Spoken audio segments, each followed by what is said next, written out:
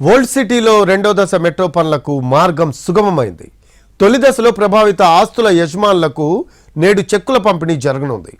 పెద్ద ఎత్తున వాటి యజమానులు తమ స్థలాలనిచ్చేందుకు స్థలాల యజమానులు ముందుకొస్తున్నారని మెట్రో ఎండీ తెలిపారు. ఓల్డ్ సిటీ మెట్రో భూసేకరణలో కీలక ఘట్టానికి చేరింది. పాత నగరంలో రెండో దశ మెట్రో పనులు ప్రారంభించేందుకు రంగం సిద్ధమైంది. దీనిలో భాగంగా ప్రభావిత ఆస్తుల యజమానులకు నేడు చెక్కుల పంపిణీ జరగనుంది. కారిడార్ 6 లో ఎంజీబీఎస్ చాంద్రాయణగుట్ట మార్గంలో 1100 ప్రభావిత ఆస్తులు ఉండగా పెద్ద ఎత్తున యజమానులు స్వచ్ఛందంగా తమ స్థలాలను మెట్రో రైలు నిర్మాణానికి ఇవ్వడానికి ముందుకొస్తున్నారని ఎండీ ఎన్వీఎస్ రెడ్డి తెలిపారు. ఇప్పటి వరకు 169 మంది వారి అనుమతి పత్రాలను ఇచ్చారన్నారు ఎన్వీఎస్ రెడ్డి. వాటిలో 40కి పైగా ఆస్తుల యాజమాన్యానికి సంబంధించిన ధృవీకరణ పూర్తయిందని తెలిపారు.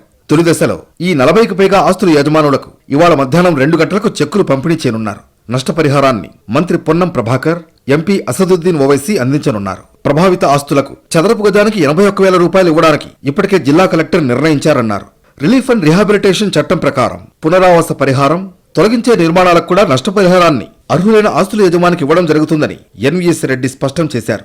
భూసేకరణ చట్టానికి లోబడి నష్టపరిహారాన్ని జిల్లా కలెక్టర్ నిర్ణయం ప్రకారం పరిహారాలు చెల్లిస్తున్నామని ఆయన తెలిపారు.